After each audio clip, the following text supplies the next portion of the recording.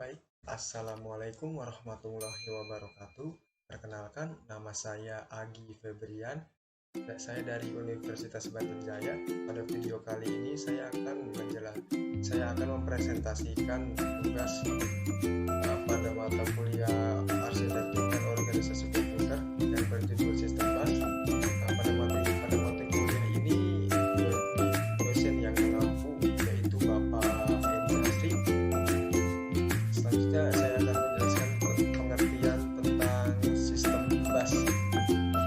Pengertian sistem bus. Bus adalah jalur komunikasi yang dibagi memakai suatu set kabel tunggal yang digunakan untuk menghubungkan berbagai subsistem. Sistem bus adalah penghubung bagi keseluruhan komponen komputer dalam menjalankan tugasnya. Transfer data antar komponen komputer sangatlah mendominasi kerja suatu komputer. Data atau program yang tersimpan dalam memori dapat diakses dan dieksekusi CPU melalui perantara bus. Begitu juga kita dapat melihat hasil eksekusi melalui monitor juga menggunakan sistem bus. Nah, di sini cara kerja sistem bus.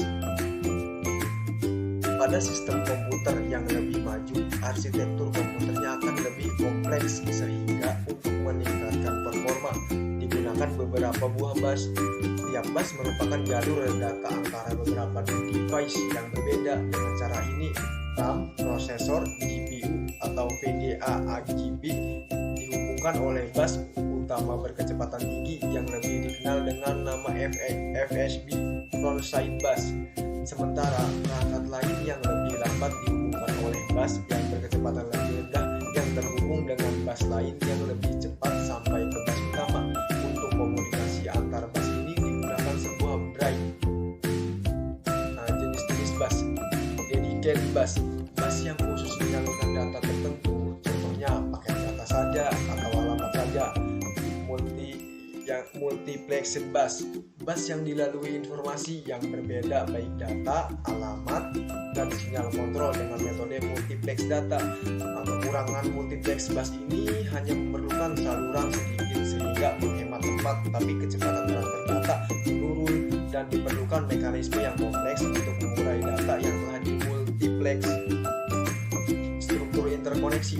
Dari jenis pertukaran data yang diperlukan modul-modul komputer, maka struktur interkoneksi harus mendukung perpindahan data. Contohnya memori ke CPU.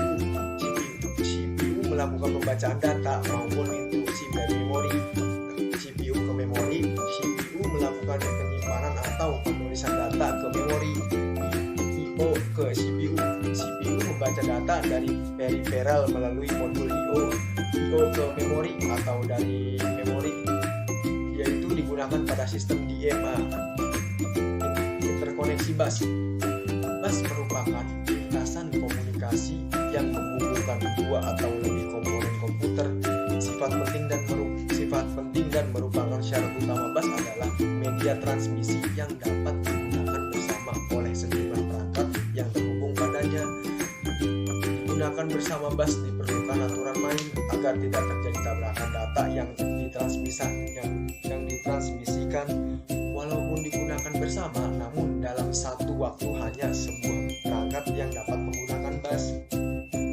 Struktur bus. Sebuah bus sistem terdiri dari 50 hingga 100 saluran yang terpisah. Fungsi saluran bus dapat diklasifikasikan menjadi 3 kelompok, yaitu yang pertama saluran data, yang kedua saluran alamat dan kontrol, yang ketiga saluran kontrol. Untuk penjelasan, yang pertama itu saluran data.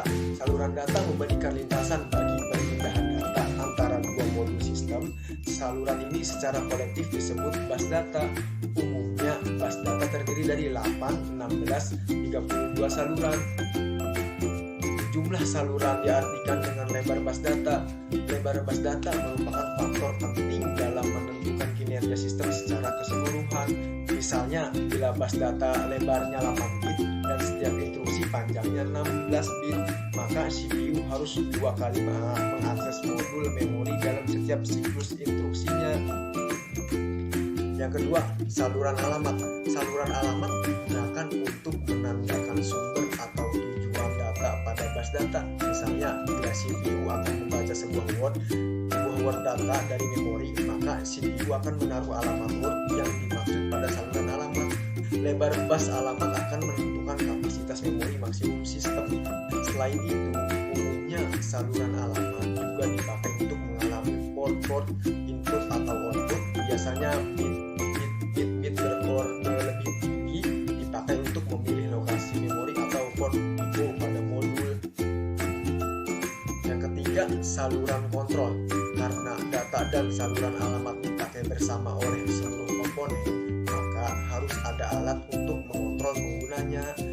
Saluran kontrol digunakan untuk mengontrol akses ke saluran alamat dan menggunakan data dan saluran alamat. Sinyal-sinyal kontrol ini melakukan transmisi baik perintah maupun informasi pewaktu di antara modul-modul sistem. Sinyal-sinyal pewaktu menunjukkan validitas data dan informasi alamat. Sinyal-sinyal perintah menspesifikasikan operasi-operasi yang akan dibentuk. Umumnya saluran kontrol meliputi memory write, memory write, IO read, transfer ACK, bus request, bus grant, interrupt request, interrupt ACK, clock and reset.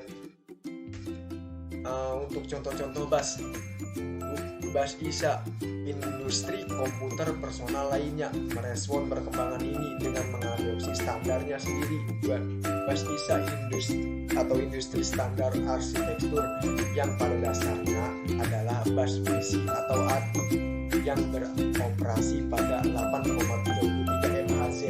Keuntungannya adalah bahwa pendekatan ini tetap mempertahankan kompatibilitas dengan mesin-mesin dan kartu-kartu yang ada.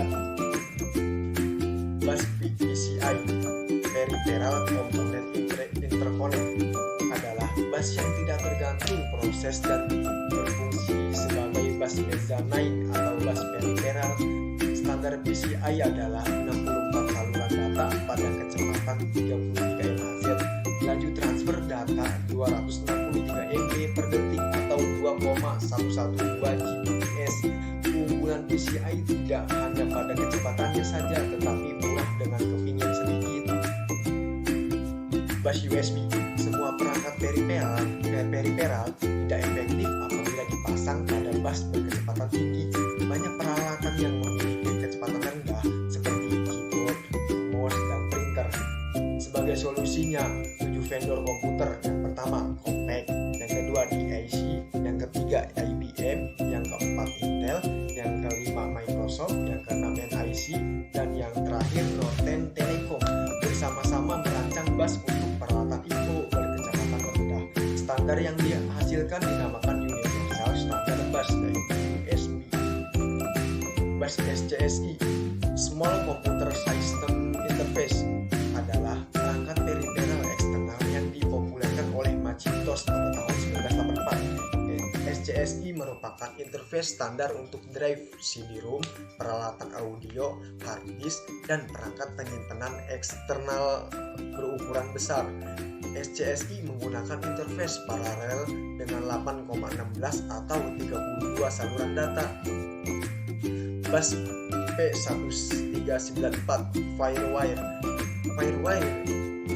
memiliki kelebihan dibandingkan dengan interface I/O lainnya, yaitu sangat cepat, murah, dan mudah untuk diimplementasikan. Pada kenyataan, P1394 tidak hanya populer pada sistem komputer, namun juga pada peralatan elektronik seperti pada kamera digital, VCR, dan televisi.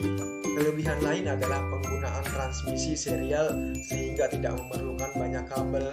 Oke, baik, di sini ada channel YouTube Bapak Edi Nasri, yaitu dosen pengampu mata kuliah arsitektur dan organisasi komputer, yaitu channelnya Fasana ITEX Official. Pada channel YouTube ini banyak materi-materi pembelajaran yang bisa kita pelajari juga melalui channel YouTube Bapak Edi ini. Teman-teman jangan lupa subscribe channel YouTube-nya dan juga jangan lupa follow Instagramnya, yaitu fasana_itex_official. Untuk linknya nanti ada di deskripsi ya. Ya, baik, itu saja dari presentasi yang telah saya sampaikan. Kurang lebihnya mohon maaf. Wabillahi taufiq wal hidayah. Wassalamualaikum warahmatullahi wabarakatuh.